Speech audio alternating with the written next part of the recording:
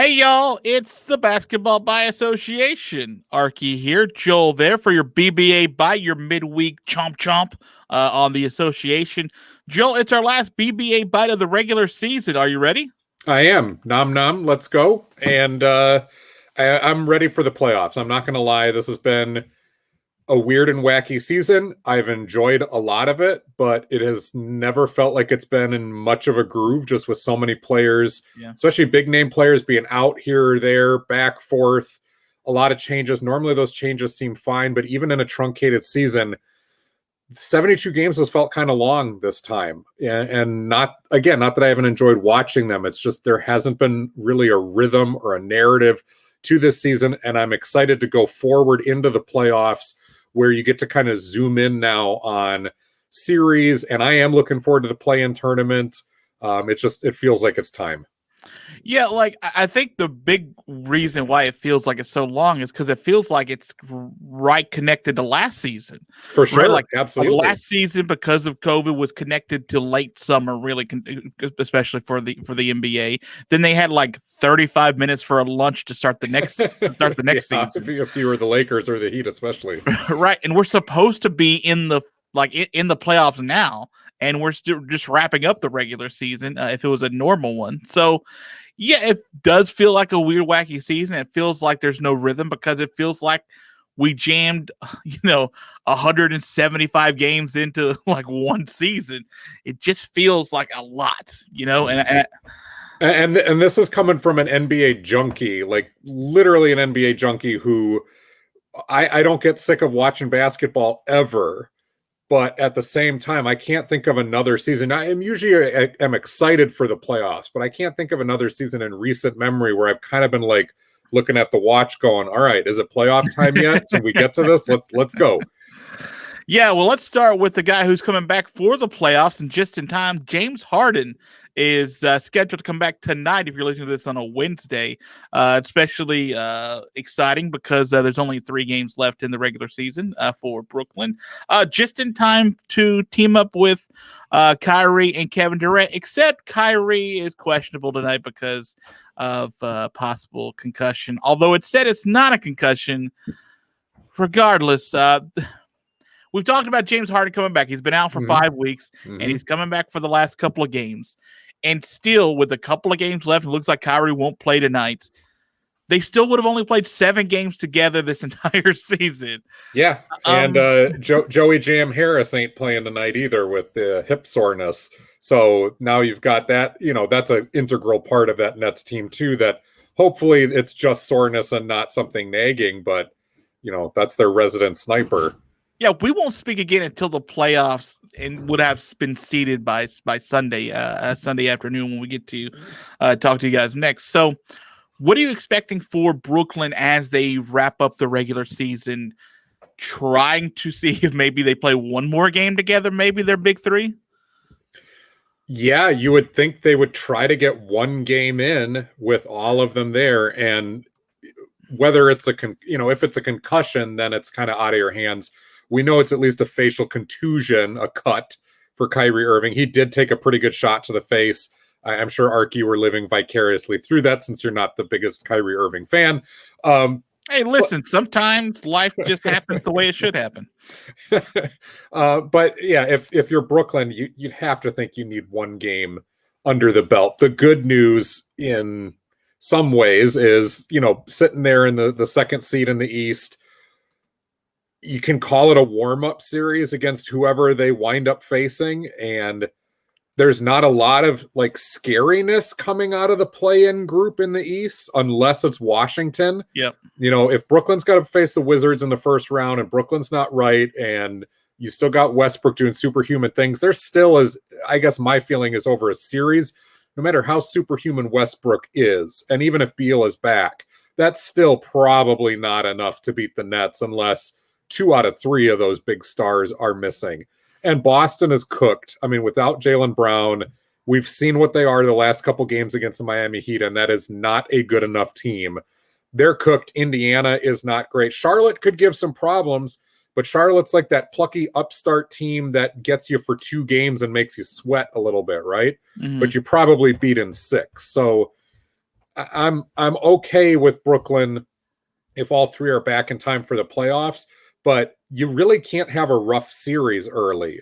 You think of like Milwaukee had kind of a rough go of it last year in the first round against Orlando, I think it was. And then it took them a while in that second round, or the Clippers had a really rough first round series against Dallas and got bounced by Denver. So you're going to have to work back very fast against some decent competition. I don't think you're a threat. I don't think you're threatened in the first round, though.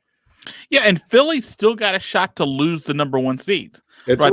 It's slim, but they're only 2 games up, and they've got Miami, I think, next. But I think they wrap up with like back-to-backs with Orlando. So I mean, there's a pretty good chance Philadelphia's going to be the number 1 seed.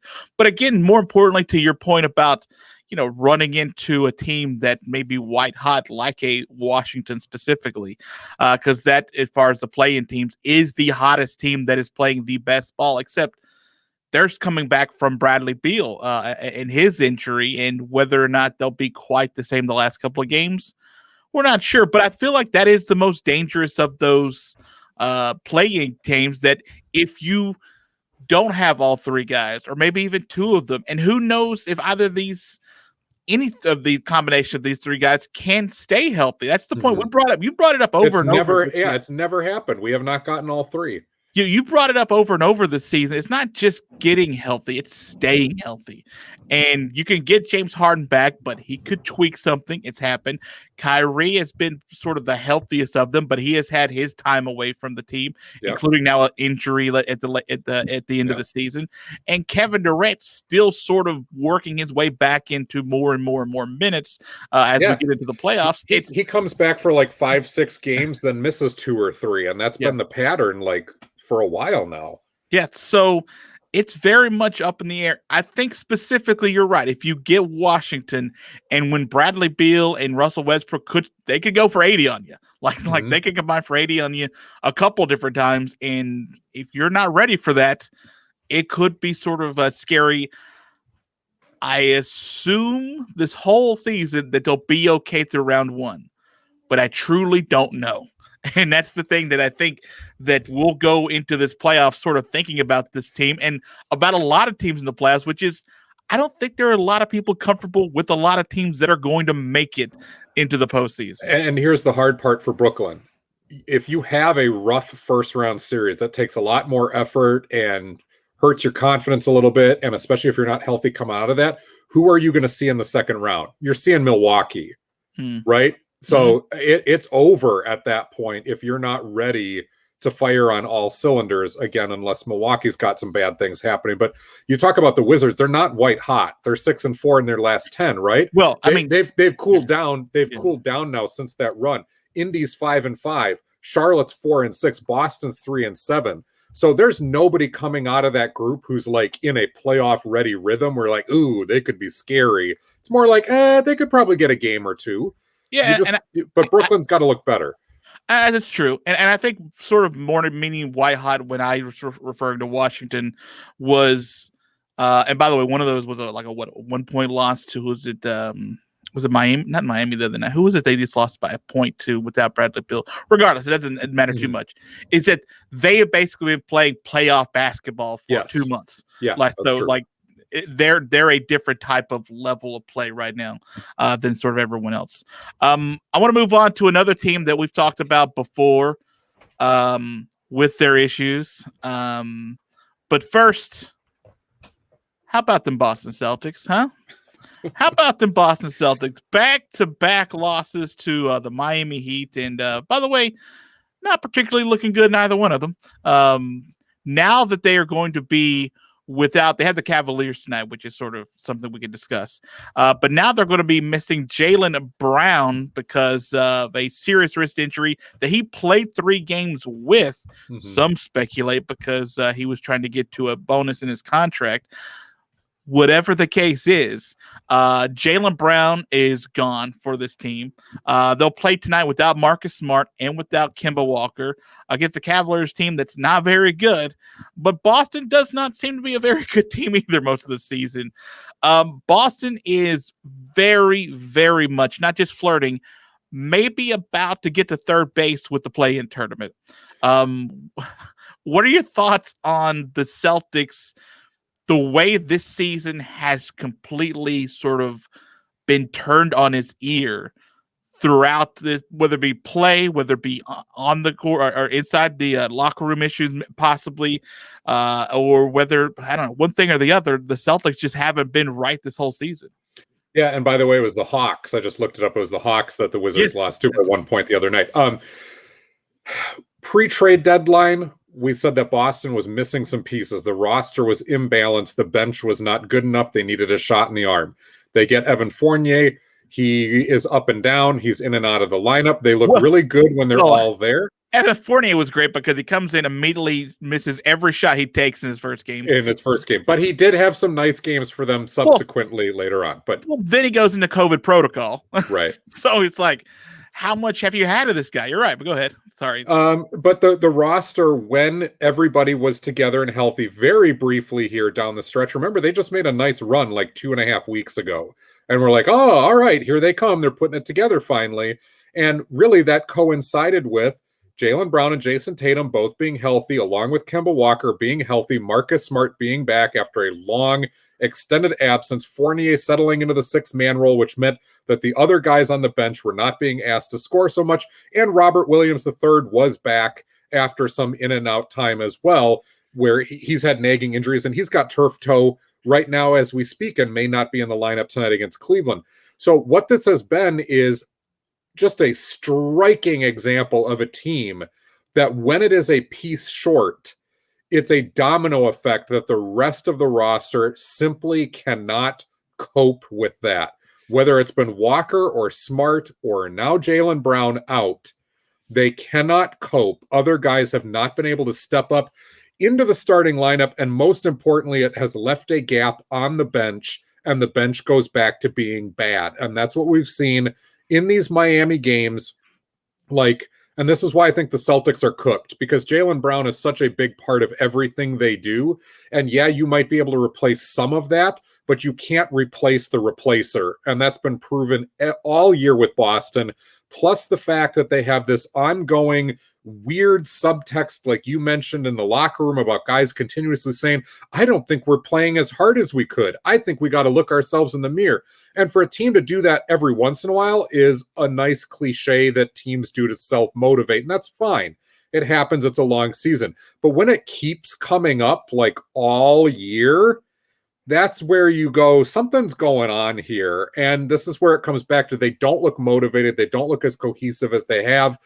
Somebody's head is going to roll after this season with what's happened. It could be Brad Stevens. It very well might be. We could also see a trade. I don't think Jason Tatum gets traded anytime soon, but we could see a Marcus Smart or a Jaylen Brown suddenly flipped, and this team trying to just change the mojo a little bit because something is off. They are cooked. I think there's a good chance Marcus Smart's not on this team next year. I think at the very least. I am interested in sort of so if the Heat, the Hawks, and the Knicks all win one more game this week, the Celtics are guaranteed the play-in tournament. That's just they're not going to be able to save themselves. So if all of those happen, the Celtics are battling for a spot between, and again, only 2 games up on the Hornets and Pacers and 3 up on the Wizards. There is a theoretical chance for Boston, who has Cleveland, Minnesota, and New York the rest of the season. There's an outside chance, being sure-handed, that team does end up the 10 seed playing the Pacers, or even the 9 seed for that matter, with the tiebreakers. Right. That Boston, I think, has clearly been, I don't think there's even a debate, the most disappointing team in at least the Eastern Conference, because this team has basically been going to Eastern Conference finals over and over and over again. It just sort of felt like their birthright the last few years to sort of be in the Eastern Conference finals. Well, or at least to be in the top 3-4 teams, right? There was that kind of upper crust in the East, and Boston has been there. Even in the times they haven't gotten to the Eastern Conference, it was a disappointment when they didn't, right? Because that's been the expectation and the regular season production. Yeah, and you thought that adding more scoring with Evan Fournier would be a piece that might be able to put them over the top, but this team was sort of clumsily constructed to sort of start the season. They were playing too many big guys early on. Like we've talked about again on this podcast, I feel like we've lived what we've seen bear out in life, what we've preached on this podcast, which is you can't let these games get away from you early in the season. And they just sort of allowed their lineup to be mostly bigs for way too long early in the season. It was all centers and all point guards, and their wings having to do too much of the heavy lifting. Yeah, so it was a clumsily put together lineup and that's on Brad Stevens early on in the season. Before Danny Ainge too, Well, Danny Ainge to have the team constructed and Brad Stevens to actually play the lineup. Yeah. I want to ask you before I get to the last team we're going to talk about. You could probably guess who. The Heat, the Hawks, and the Knicks because somehow my Knicks were robbed of a game against the Lakers last night. I'll cry later. They're now tied with the Heat and the Hawks for the fourth and final home spot in the East. If you're betting money, who you giving that final home spot to? Without looking at the schedule, because that plays a huge part down the line here. Well, I could tell you. Okay, the Heat. Don't tell me. Okay. I'm going to go with Miami because they're the hottest. New York's got a puncher's chance here. Atlanta's been better than advertised, and I give them all the credit in the world. But Atlanta is not the same caliber as Miami and New York at this point. New York gets a little bit of doubt because we haven't seen this lineup in a playoff type atmosphere. We've seen them be very competitive and playoff-like during the regular season. Miami, we've seen what this group overall can do, and they've got some reinforcements. This was an NBA Finals team that is once again peaking at exactly the right time of the year. So I'm going to ride with the Miami Heat here down the stretch to get that fourth seed and then to be one of those teams that nobody really wants to play here. Okay. Yes or no, does this change your mind? The Knicks end with the Spurs, the Hornets, and the Celtics all at home. Okay. The Hawks end with Washington at home, the Magic at home, and Houston at home. Okay. And the Heat end with the 76ers at home, at Milwaukee, and then at Detroit. I mean, the schedule gods are handing Atlanta the easiest route there.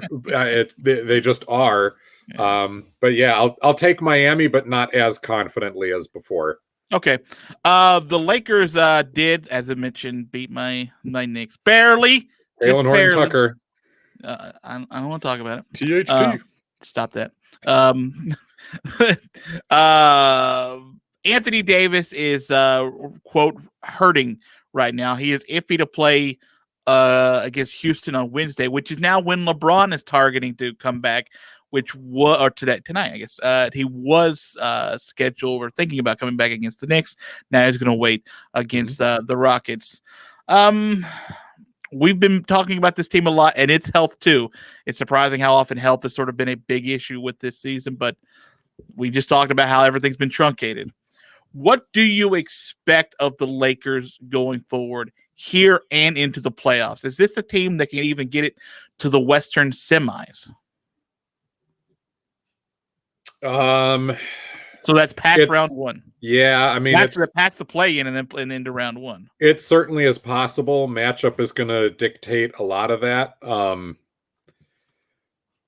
Yeah, I mean, it depends on the energy of the other team they're playing. If it is a team that is highly disruptive, like a Memphis, who just doesn't allow you to get into a groove, or a team that's really going to push the pace, I think, or even somebody like Portland, where you have a Dame Lillard type game and they go off, that's trouble. Golden State could be trouble. If it's more of a conventional type team who plays at a middling pace, so I'm looking at Denver, I'm looking at Dallas, San Antonio. There's not anything really defining about those teams except they're good and they're talented, but there's not really a style of play where they kind of dictate something to you. I think LA stands a better chance against those teams, but a Golden State or a Portland where you've got Dame or Steph going off, or Memphis being Memphis. That's a little more of a challenge for this team. And again, are we ever going to see LeBron, Anthony Davis, and Andre Drummond together on the floor at one time this season? I think it's more likely that we do than we actually see the Nets 3 stars on the floor all together. But both are looking like long shots the way this is played out. Yeah. They look fairly comfortable to be at the 7th spot, but they still are only a game back of maybe even being the 5 seed still. Portland and Dallas are up there 5-6, and they're still only a game back of that. So there's still a lot to be accomplished, especially Houston's on the schedule. The Pelicans are on the schedule, and who else was on the schedule? If I'm the Lakers, I don't want the 5 or 6 seeds because then I got to play the Clippers or the Nuggets in the first round. I don't want that. I actually want to stay down in the I want the play-in tournament at this point because I want a shot at the Jazz or the Suns. Okay, but if you do that, the chances are you're playing Golden State. The good chances are you're playing Golden State. It's a bugaboo. Yep. Yeah, because even though Memphis has been playing well as the last handful of games, they're only a half game back of Golden State for that 8th spot. Because remember, it's 7 versus 8, and then that winner will play. That loser will play the winner of 9 versus 10 for the 8th spot. So, I guess you kind of really would probably prefer Memphis to get really hot and Golden State to drop a couple, and then you can sort of rest, and then maybe feel more comfortable playing Memphis and then going in that play-in game, but. I don't know, man. Their schedule's pretty. I just looked it back up. The Lakers again. Indiana was the other team I was missing. So a lot of teams that don't play a lot of defense right now, and also that are very injured too. So Well, we'll get a chance to break down the whole schedule, and we'll know a lot more when we come back on Sunday because we'll be pre-playoffs at that point. And I guess we'll get to break down each of these matchups. I'm looking forward to that. Yeah, I'm looking forward to it too. I don't know if LeBron is, to be honest with you, because LeBron doesn't want this stupid play-in tournament. I get it. All right, Mr. Joel Cortez, that's going to do it for us for your BbA Byte. We can be found on the old YouTube. Joel, want to give a quick shout out to that? Yep, and search us BbA or Basketball by Association if you want the video version. Please like, share, subscribe, do all that good stuff. And if you're watching us on YouTube and you want the audio-only version, you can find us on Spreaker and Spotify and iTunes and wherever you get your podcasts. Where do you guys get your podcasts? It doesn't matter. Just go find us. Joel, say goodbye to the good people. Goodbye, good people. We'll see you Sunday.